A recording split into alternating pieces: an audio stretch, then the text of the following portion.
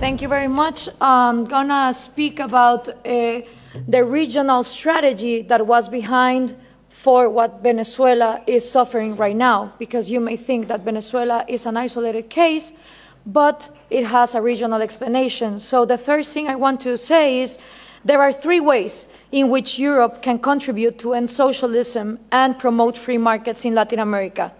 The first way, socialism is socialism, here in Mars, in Latin America, and in Asia. There is no way that you can help us by saying that socialism works in Europe, but in Latin America it doesn't, because we have a culture where just socialism always gets corrupted. No. Socialism always leads to corruption, and first comes socialism and then corruption, because socialism gives absolute power.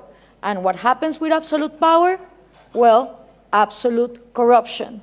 So what we need to understand is that socialism means the control of all the production by a small group in government.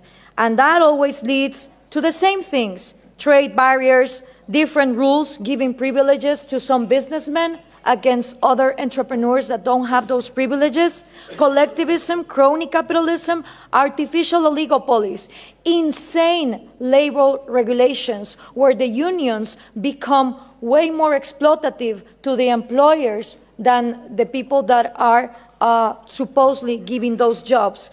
So we need to understand that instead of having the discussion of inequality about material goods, we need to start talking about equality under the law. If we are not all equal under the law, then the disasters of Venezuela happen. So what we need from Europe is that speech of understanding that socialism doesn't work. It didn't work in the Soviet Union, it didn't work in China, it didn't work in North Korea, it didn't work in Cuba, doesn't work in Venezuela, it wouldn't work in Mars. Because the way it is structured goes against human nature. It depends on humans not having rational behaviors for their own well-being. So that's the first thing. The second one that we need from Europe is the message that Scandinavia is not socialist. It is insane that these dictators like Hugo Chavez, Nicolás Maduro, Rafael Correa, Mujica, Lula da Silva, the Kirchners, they all portray Norway, Finland, Denmark, Sweden as the socialist paradise.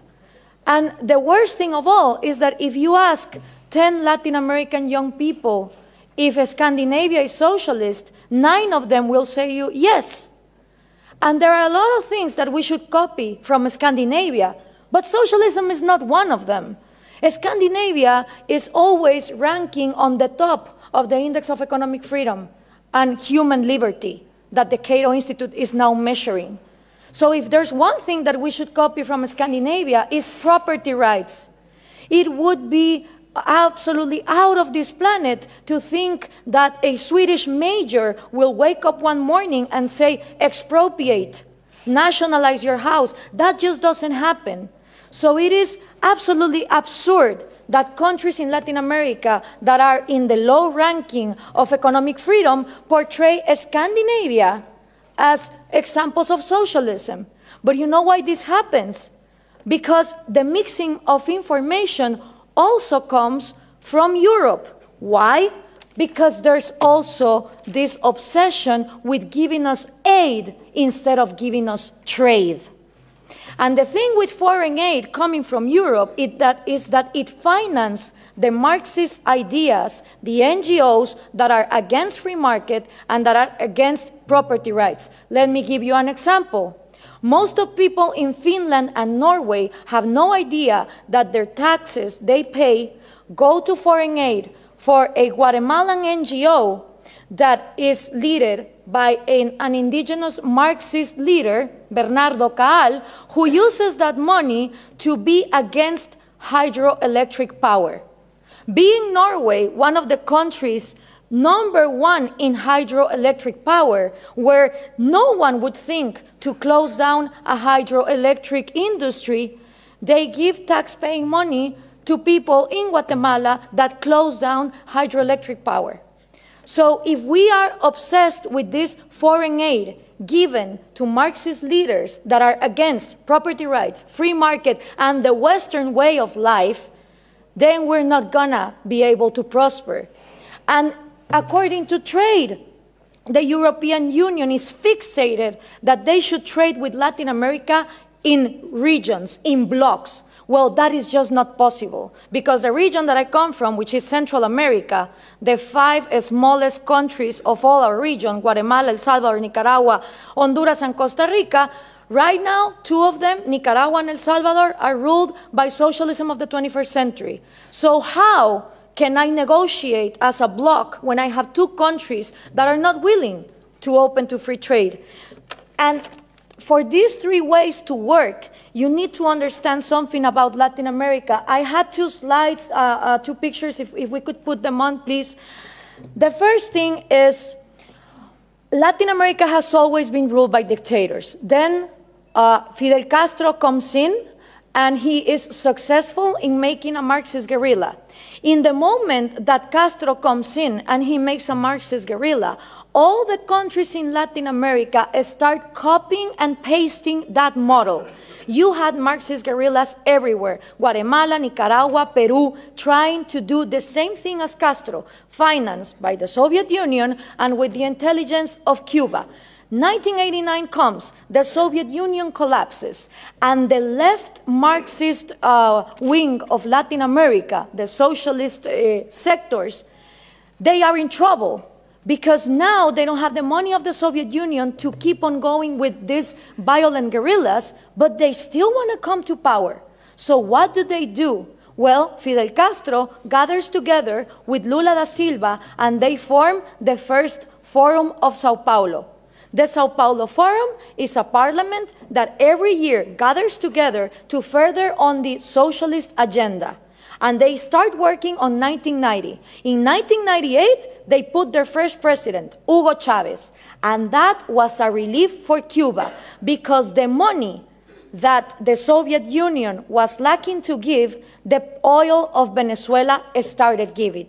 And now that the oil prices are coming down, they're hoping for Colombia to advance on the agenda to give FARC, the Marxist guerrilla drug dealer of Latin America, places in power. If this happens, we're going to have the first narco-socialist government, which will mean that the money of drugs, it's infinite. It doesn't depend on the market like oil, and then you have another socialism of maybe the 22nd century. So what we need to understand is this regional strategy is not only put in place in Venezuela, it has been put in place and tested in Brazil, Argentina, Chile, Uruguay, Nicaragua, El Salvador. And the places where they haven't governed, they have people who are waiting to come to power. When we understand this, we also understand that when the Berlin Wall fell, and communism was a thing of the past, in Latin America, we voted for the so-called neoliberal governments, the right-wing presidents that were going to open the market. These people gathered together in the Washington Consensus, and they promised that they would give us free market. What did they do? They privatized everything. They privatized electricity, trains, radio stations, but they didn't liberalize them. They gave them as oligopolies and monopolies to their peers, and this created crony capitalism. But for most of the population, the one to blame was free market. I don't know if we can now put the picture, please. For the people, what is needed to be blamed is free market, when free market has never existed in Latin America. So it's always blaming the government, but expecting more government to come in and solve the problem, like this picture shows here. So what happened then? People started voting for socialism of the 21st century because they were going to, fix the mess that this crony capitalists did in the 90s. Venezuela was going to be the promised land. Caracas was going to be the New York City of Latin America. So what happened? All these people get in power, Chavez, Lula, Correa, Evo Morales, and instead of finishing with the privileges, the crony capitalism, the oligarchies, they become even worse. So why is this good news to us? Because people in Latin America don't know what to do. They tried with the right wing, and they think that too much of a free market failed, and then they tried for socialism of the 21st century, and it turns out that it didn't end poverty, it multiplied it. So right now, it's a great and excellent opportunity for people like us, for people who really defend liberties and freedom, not only economic liberties, but also individual liberties.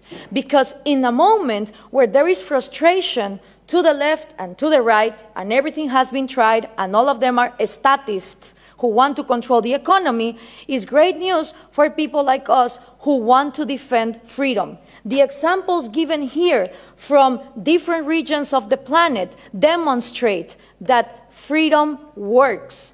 So what we need to input from Europe to Latin America is the right messages. Those messages include that Scandinavia is not socialist, that we need trade more than aid, and in order for institutions to follow up, it's not about material equality, it's about equality under the law and the rule of law. Thank you very much.